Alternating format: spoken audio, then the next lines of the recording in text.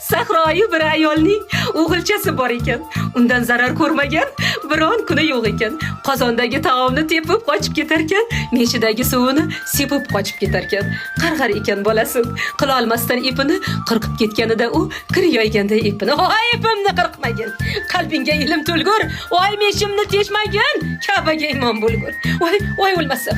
Sichqon dumini kesmagin. Beozor bo'l, to'g'ri yur. G'arib yo'lin to'smagin. Ka'baga imom bo'lgur." Demas ekan, "Ha juvon mark, haromi maras o'lgur." Bitta ekan qarg'ishi Ka'baga imom bo'lgur. Niyat ketdi, vaqt o'tdi. Misli yil yosh shabboda shu onaning shu o'g'li imom bo'ldi Ka'baga. Ne shohi sultonlar orqasidan turib g'oz unga iqtido qilib o'qir edilar namoz.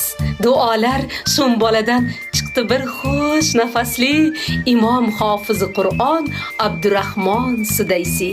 Nazoratda insonning har so'z, har bir nafasi ibrat bo'lsin bizga bu Allohning mo'jizasi.